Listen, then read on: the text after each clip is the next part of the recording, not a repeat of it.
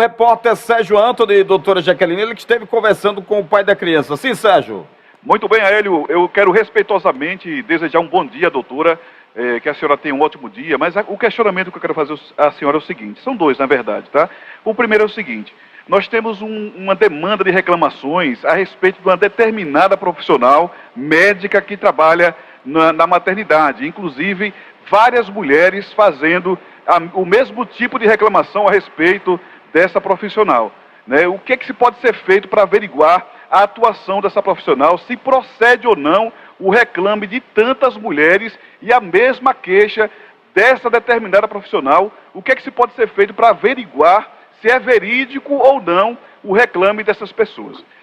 O segundo questionamento é o seguinte, no laudo, ou na verdade no atestado de óbito da criança, a gente não tem, já que vocês avaliaram, fizeram um estudo do que aconteceu, e inclusive isso, segundo a senhora, foi o que motivou a demora na resposta da maternidade em atender os meios de comunicação, foi esse estudo detalhado do que motivou a morte da criança. Então, a gente observou, e eu tive em minhas mãos o atestado de óbito, e diz o seguinte, ignorado, causa morte ignorada. Então, demorou-se 5, 6, 10 dias para se ter esse tipo de conclusão da morte da criança ignorada, e a senhora passa ao vivo para a gente que a criança estava com cordão umbilical enrolado no pescoço, segundo o médico, passou, ele com as próprias palavras passou. Essa é a nossa dúvida, são esses dois questionamentos que a gente tem para passar para a senhora. Muito bom dia. Doutora Jaqueline Silveira.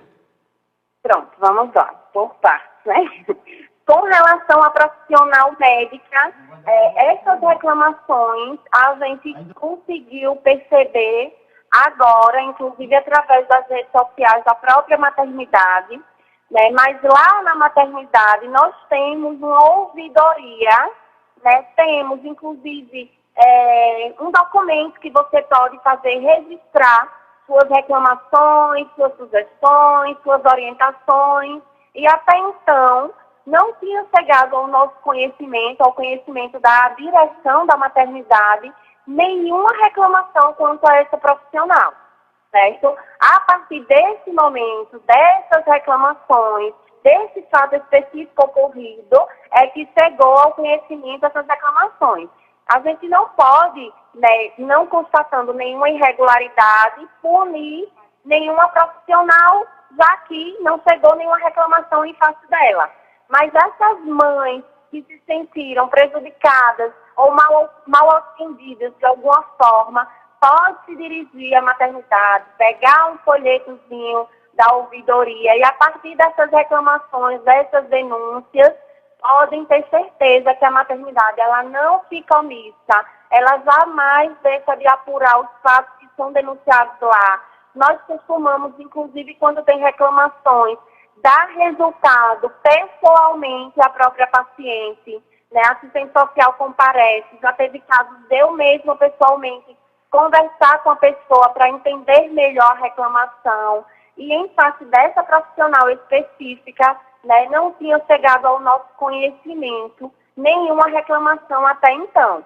Mas a maternidade está de fato, e é muito importante, isso eu deixo esse recado para a população, a importância delas relatarem os ocorridos, porque a maternidade é grande, a gente faz em torno de 500 partos mensal. Nós somos a terceira maior maternidade do estado, perdendo apenas para Nossa Senhora de Lourdes e para o Santo Isabel. Então, por ser uma maternidade grande, inclusive que atende regionais, a gente inclusive sempre fazendo sacrifícios para não restringir plantões, né, buscando médicos que muitas vezes estão com uma dificuldade grande de quererem vir ao interior, justamente para não deixar a população sem atendimento. Mas esse feedback, né, essa reclamação, é importante que haja, porque nós não conseguimos estar em todos os lugares. Apesar da gente ter uma reunião mensal com a diretoria, se a gente não tiver a reclamação da população, não há como fazer melhorias. Então, é importante que a população, quando for ser atendida na maternidade, solicite. Inclusive, a gente informa isso na recepção, no ato da admissão, que ela tem total liberdade para registrar. A gente tem espalhado por toda a maternidade uma caixazinha de acrílico onde as pessoas podem fazer esses registros e a gente, através da ouvidoria, responde a todos. Os mais constantes a gente coloca na reunião do colegiado, que faz parte apenas da diretoria, e tomamos as providências devidas com relação aos fatos que são relatados. Certo? Com relação à outra pergunta do prontuário, a causa da morte foi não identificada, porque o documento que foi emitido, ele é emitido no momento lá, né? A gente não tinha feito uma análise. Quando eu digo análise, eu não falo análise do bebê, do nascituro que nasceu morto. Eu falo análise do prontuário, né? Eu falei para vocês no início, nós não tínhamos nos pronunciado ainda, porque estávamos fazendo um estudo do prontuário da paciente. Abrimos a sindicância para ouvir enfermeiras, a equipe técnica, para apurar o prontuário da paciente, né? A gente não faz uma biópsia no feto para saber se o bebê nasceu com algum tipo de anomalia. Esse tipo de exame a gente não faz na maternidade.